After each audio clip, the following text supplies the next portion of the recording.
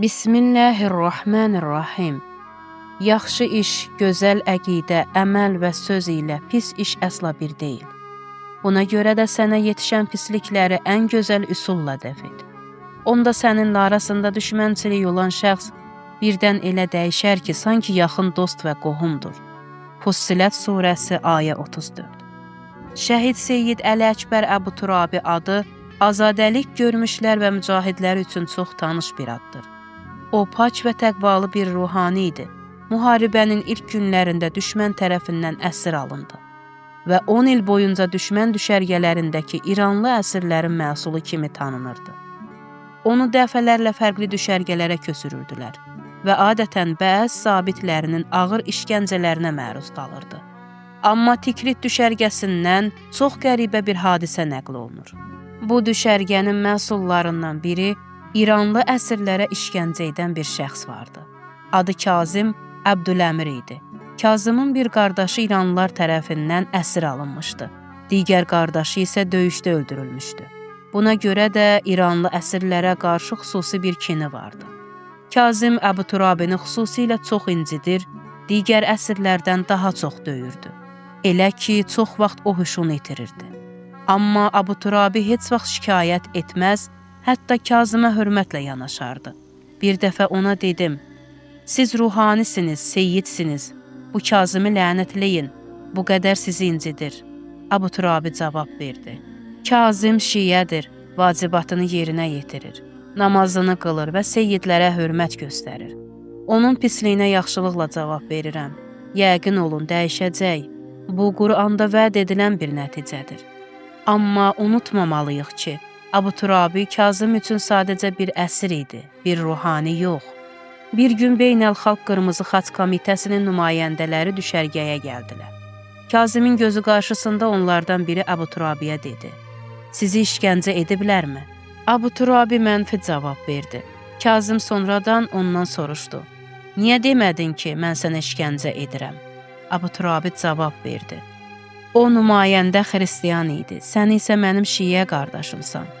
Dinimiz bizə mömin qardaşlarımıza hörmət etməyi əmr edib.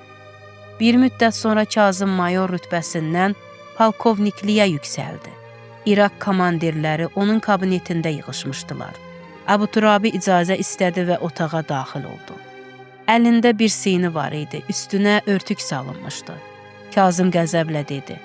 Bu vacib gündə burada nə işin var? Əbuturabi sakitcə örtüyü qaldırdı və dedi. İranlı əsirlər eşitmişlər ki, siz polkovnik olmusunuz. Öz ərzaq paylarından biraz un və şəkərlə sizin üçün tort hazırlayıblar. Bu hadisə Kazımın ruhunu alt-üst etdi. Amma ən önəmli olay bir səhər baş verdi. Kazım çox fərqli bir halda düşərgəyə gəldi. Birbaşa Əbuturabinin yanına getdi. Gəl, səninlə işim var. Hamımız qorxmuşduq, uzaqdan onları izləyirdik. Ancaq Kazım diz çökərək yalvarmaqla Əbuturabinin əlini öpmək istəyirdi. Sonra Əbuturabi bizim yanımıza gələndə səbəbini soruşduq. Əbuturabi dedi, demədimmi sizə, məhəbbət öz işini görər? Kazım dedi ki, ailəmiz şiyədir, anam hər zaman seyyidlərə hörmət etməyi tapşırıb. Amma dünən gecə anam yuxuda xanım Zeynəb salamullah əleyhanı görüb. Xanım düşərgədə Kazımın etdiklərindən şikayət edib. Səhər tezdən anası əsəbi halda soruşmuşdu. Sən düşərgədə bir seyyidi incidirsən, mən səndən razı deyiləm.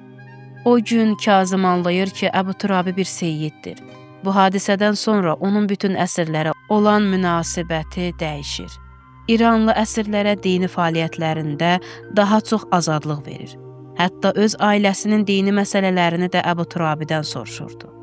İllər keçir, 1990-cı ildə əsirlər azad ediləndə Kazım əsirlərə sərhədə qədər gəlir və hər birindən üzr istəyir. Səddam rejimi süqut etdikdən sonra Kazım İrana gəlir. Böyük çətinliklə Tehranda Azad Əsir İşləri Komitəsini tapır.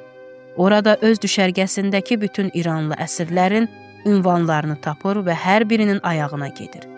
Deyirdi, mənim boynumda haqqun nas var, hamısından halal etmələrini istəməliyəm. O hətta bir cəndin kəndlərinə gedirdi ki, bir əsirdən halallıq alsın. Amma Əbuturabinin Məşhəd səfərində vəfat etdiyini eşidəndə çox kədərlənir. 2-3 il sonra Suriya böhranı başlayır və xanım Zeynəb salamullah əleyhanın hərəmi təhlükə altına düşür. Kazım Əbdüləmir Məzhəc bir ordu polkovniki Bağdaddan Suriyaya yollanır.